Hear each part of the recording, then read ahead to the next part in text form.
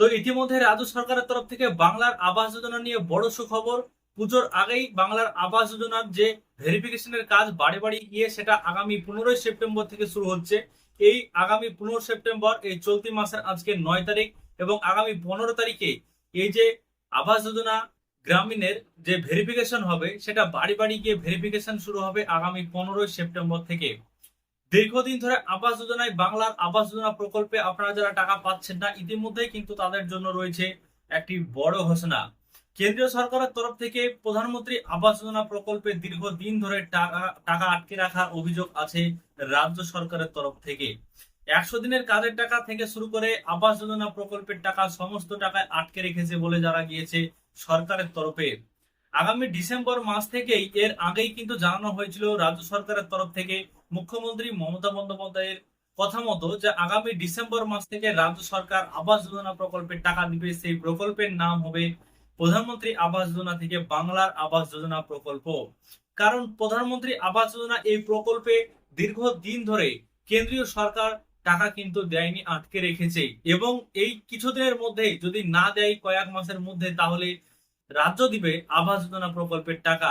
তবে এই প্রকল্পের নাম কিন্তু পরিবর্তন করে সেটাকে বাংলার আবাস যোজনা প্রকল্প নামে জানানো হয়েছে, বা আবাস যোজনা এটা কিন্তু করা হবে।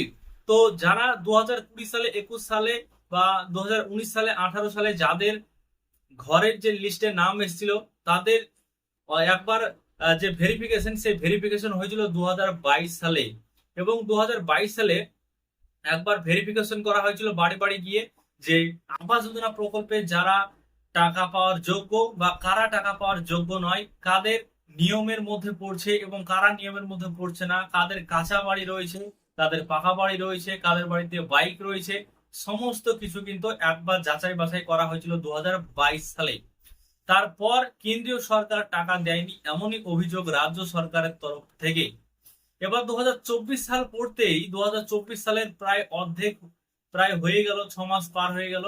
তো এবার কিন্তু 2024 সালে এটা 9 মাস চলছে, সেপ্টেম্বর মাস। তো সেখানে 6 মাস প্লাস প্রায় 2024 সালের প্রথম থেকেই মুখ্যমন্ত্রী মমতা বন্দ্যোপাধ্যায় জানিয়েছিলেন যে যদি কেন্দ্রীয় সরকার টাকা না দেয়, তাহলে আগামী 2024 ডিসেম্বর মাস থেকেই রাজ্য সরকার দিবে আবাস যোজনা প্রকল্পের টাকা। সেই মতো নতুন নোটিশ জারি করা হয়েছে এবং সেই নোটিশে বলা হয়েছে যে আগামী 15 সেপ্টেম্বর থেকে যে ঘরের টাকার জন্য যে ফাইনাল ভেরিফিকেশন হবে, বা বাড়ি বাড়ি গিয়ে যে একটা ভেরিফিকেশন করা হবে, তো সেই ভেরিফিকেশন চালু হচ্ছে। তো এখন থেকেই চালু করা হচ্ছে ভেরিফিকেশন, এবং আগামী ডিসেম্বর মাস থেকে আবাস যোজনা প্রকল্পে যাদের টাকা আটকে রয়েছে, যারা পাওয়ার যোগ্য রয়েছেন বর্তমানে, তাদেরকে দেওয়া হবে আবাস যোজনা প্রকল্পের টাকা। আপনারা জানেন ইতিমধ্যেই কাঁচা বাড়ি অনেকের রয়েছে, রাজ্যে অনেক এখনো গরিব রয়েছে যাদের কাঁচা বাড়ি রয়েছে, পাকা বাড়ি করার সামর্থ্য কিছুই নেই।